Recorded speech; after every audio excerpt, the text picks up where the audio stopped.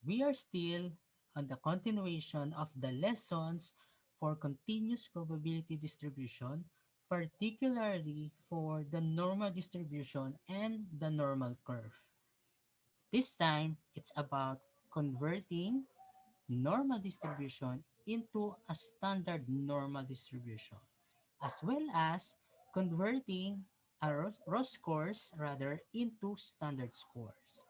So yung standard score, tinatawag natin siyang z-scores. So let's start. Now, in order to make a normal distribution into a standard normal distribution, convert the raw scores into standard score o yung tinatawag nating z-score. So ganito siya ginagawa. Halimbawa, yung example natin na ang mean ay 40, ang standard deviation ay 12. Now, in-sketch natin siya, nandito yung 40, and then yung pagitan is 12, magkabila. So, from left, meron tayong 4, 16, 28, 40. Ang mga pagitan nila ay 12. Then, sa kanan naman, 40, 52, 64, 76.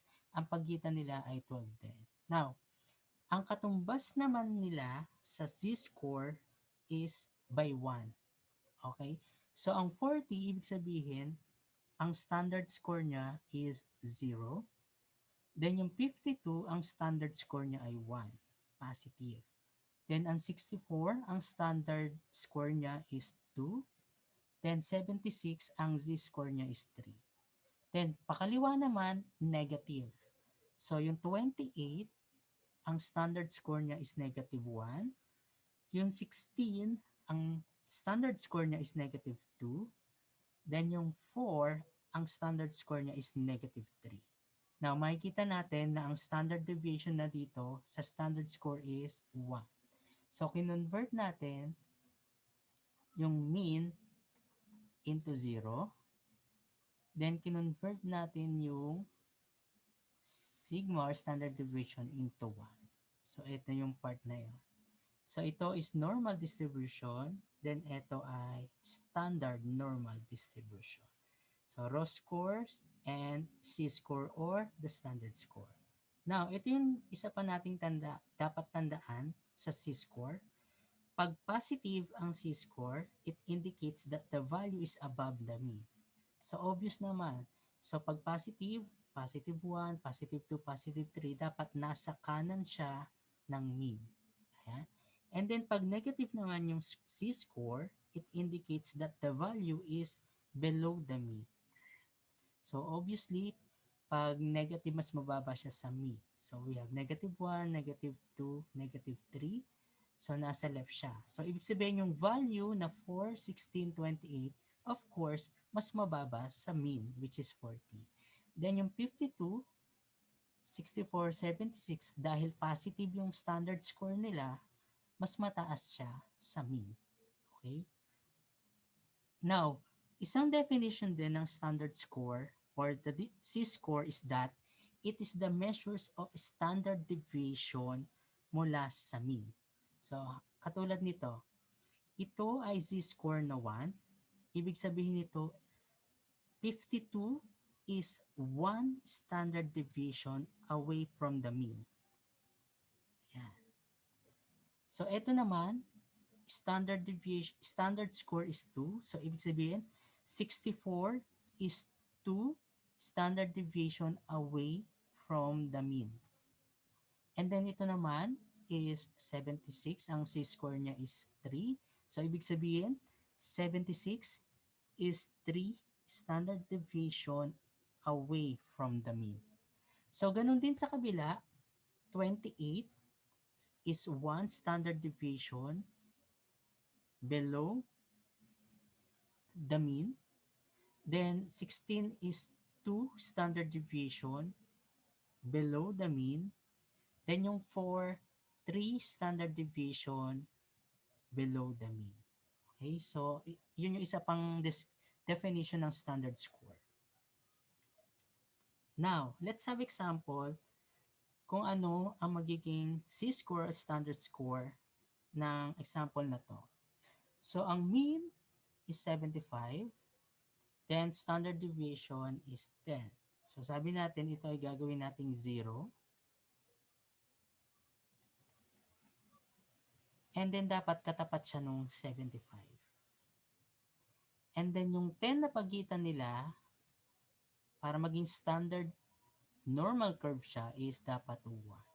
So itong pagitan na to, ibig sabihin niyan 1. Kaya magiging standard score ng 85 ay positive 1.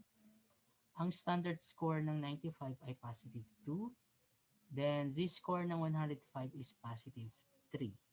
Next, pakaliwa naman, magiging negative z-score kasi nasa kaliwa, mas mababa sa mean. Yung 65, of course, negative 1. Yung 55, negative 2. Then yung 45, negative 3. And then, the interpretation of these values will be like this. 85 is 1 standard deviation above the mean. Okay, dahil ang 85 ay 1 standard deviation away from the mean pero sa kanan, kaya above the mean. Now, halimbawa naman, sa kaliwa tayo kukuha ng score. Halimbawa, 55. 55, dahil ang standard score niya is negative 2, 55 is 2 standard deviation below the mean. Now, hindi ko na sinulat yung negative kasi naka-indicate na below. Pag ibig sabihin ng below, negative yung standard score niya. So, 55 is 2 standard deviation below the mean. Okay? Another one. For example, 105.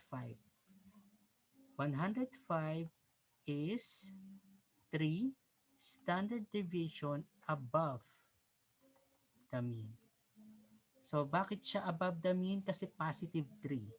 Okay, so meaning 105 is 3 standard deviation above the mean. So, that is how we convert and interpret z-score.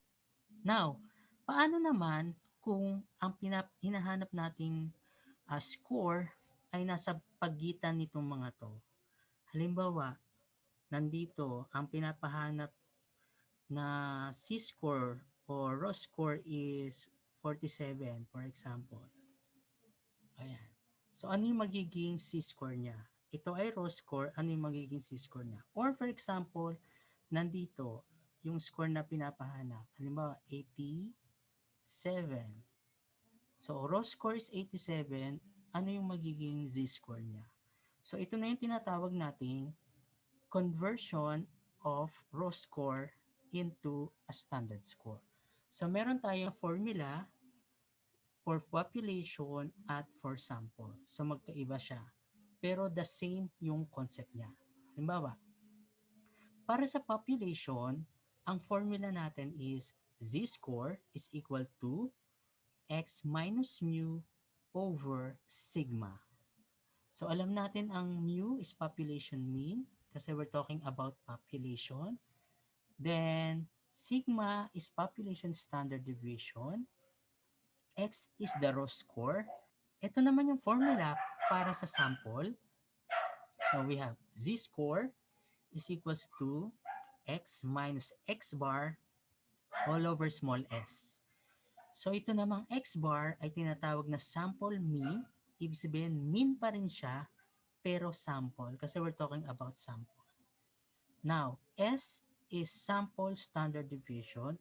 Again, standard deviation pa rin siya pero sample, kaya S ang gamit. Then X is the same, raw score. Then Z, standard score, yung katumbas ng raw score sa Z-score. Ayan. So, examples. So, halimbawa, set A muna tayo. In a given normal distribution, the sample mean is 75 and the sample standard deviation is 4. Find the corresponding standard score of the following raw score. So, ito ay raw score, ito din is raw score. So, ano ang magiging standard score niya or z-score? So, makikita natin naka-highlight na ang 75 ay sample mean, then ang 4 ay naka-highlight na sample standard deviation. Dahil we're talking about sample, ito yung formula na gagamitin natin. Okay?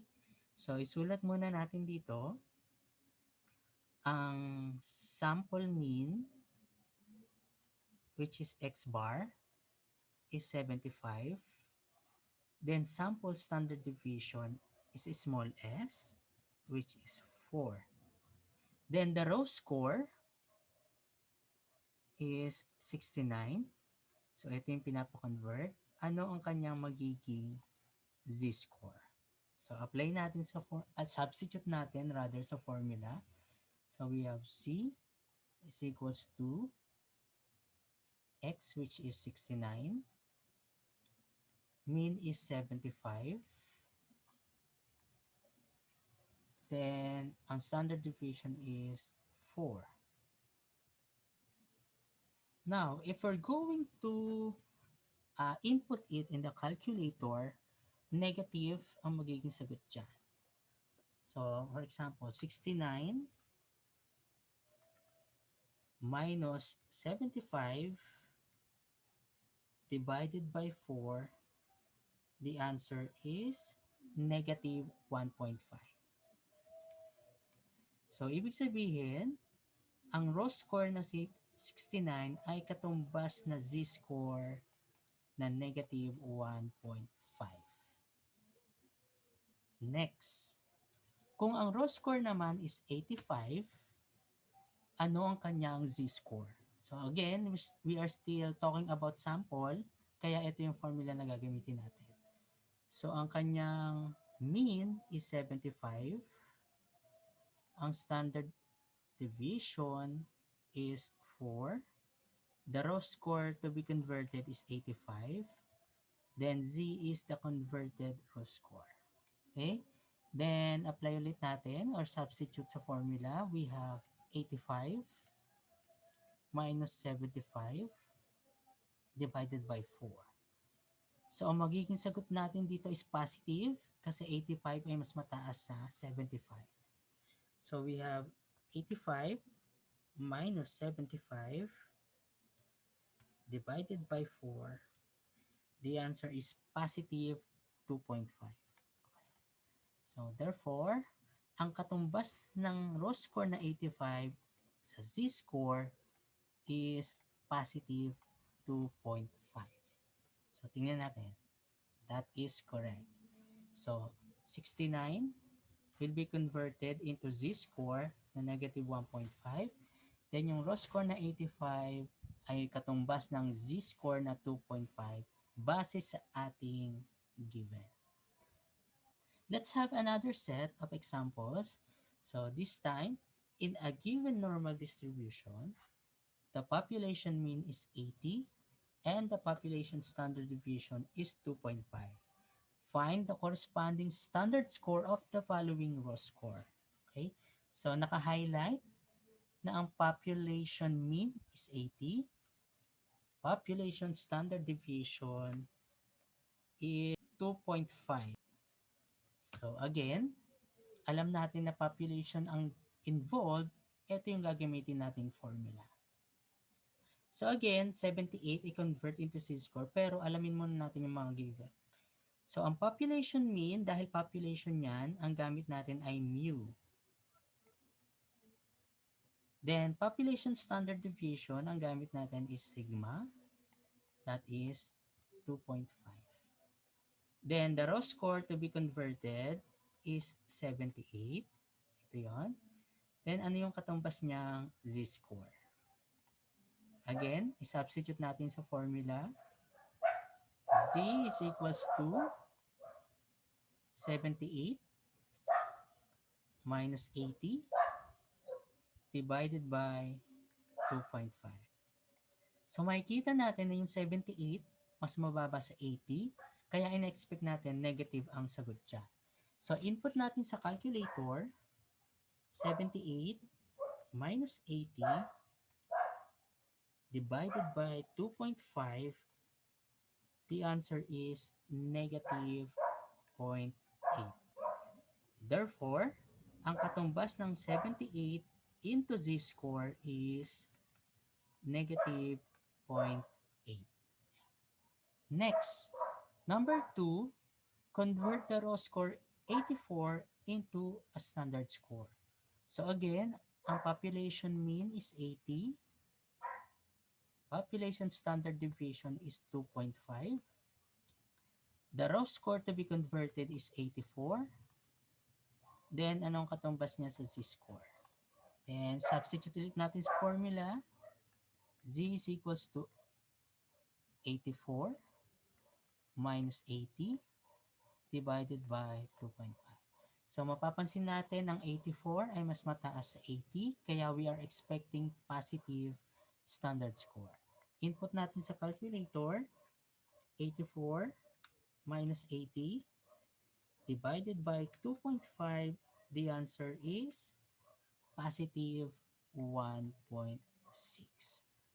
Therefore, ang raw score na 84, ang katumbas niyang z-score is positive 1.6. Tingnan natin. Okay, that is correct. 78 ay katumbas na z-score na negative 0.8 at 84 katumbas na z-score na positive 1.6 base sa ating given. So this is how we convert raw score into a standard score. Now, apply natin siya sa worded problem. Halimbawa, on a quarterly exam in Gen Bio, the mean was 75 and the standard deviation was 12. Determine the standard score of a student who received a score of 60. So again, walang binabanggit na population. So ang gagamitin natin is sample. So ibig sabihin nito, ito ay sample mean. So sample mean is 75. So isulat natin. Sample mean is 75. Then ito is standard deviation, walang nakasulat na population. So ito ay considered sample standard deviation and that is 12. So isulat natin, sample standard deviation is 12. And then, determine the standard score of the score of 60. So ito ngayon yung tinatawag nating raw score na dapat kuhanan ng standard score. So Z is the standard score. Again, gamitin natin yung formula para sa sample.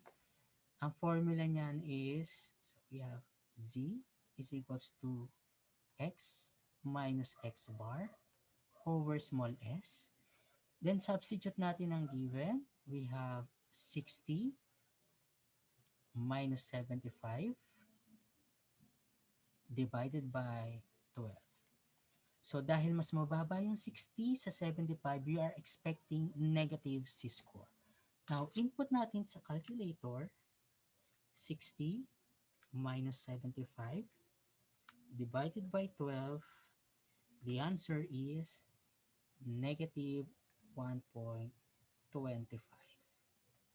So, therefore, the raw score of 60 have equivalent z-score of negative 1.25. Now, paano natin i-illustrate yung data na yan? So, sketch natin yung normal curve. So, for example, ito yung normal curve ng score. Yan. So, nandito yung mean. So, which is 75. Then, nasaan ang 60? So, we are expecting na ang 60 nasa left ng 75 kasi mas mababa yung 60. So, for example, nandito yung 60. So, dahil mas mababa ang 60 sa 75, kaya negative yung kanyang z-score, which is negative 1.25. Then, of course, 75 ang z-score niya ay 0. So, ibig sabihin, 60 is 1.25 rather standard deviation below the mean. Okay? So ito yung layo niya from the mean. 1.25 below the mean. Okay, so pag gumamit ka na ng below, hindi mo nalalagyan ng negative dito. So let's have another example of worded problem applying the conversion of raw score into standard score. So for example, on a quarterly exam in statistics, the population mean was 70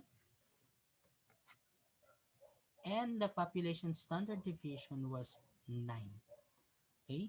Determine the standard score of a student who received a score of 80. Now, we analyze natin, naka-indicate na population mean. So, ibig sabihin that is mu. So, that is 70. Next, indicated na population standard deviation. So, ang symbol natin dyan is sigma. That is 9. And then the raw score to be converted is 88. So, that is x. And then z is the standard score of 88. Now, dahil we're talking about population, so ang formula natin for population is raw score minus mu divided by sigma. So that is 88 minus 70 divided by 9. So again, nakikita natin ng 88 mas mataas sa 70, kaya we are expecting positive z-score. So input natin sa calculator, 88 minus 70 divided by 9, the answer is positive 2. Therefore, ang katumbas ng score na 88 sa z-score ay positive 2. Now, illustrate natin siya at i-explain. So again, kung meron tayong normal curve ng distribution, yung nasa gitna ay mean. Okay. So ang mean is 70. Then, ilocate natin yung 88. So ang 88 ay mas mataas sa 70. So possible nandito ang 88. Now, lagyan natin ang z-score. Ang 70 dahil mean siya, ang standard score niya is 0. Na yung 88, ang z-score niya na-compute natin na positive 2. Now, ganito yung interpretation. 88 is 2 standard deviation above the mean. Okay? So, ang layo ng 88 mula sa mean ay 2 standard deviation. So, that is how we interpret the standard score of a given raw score.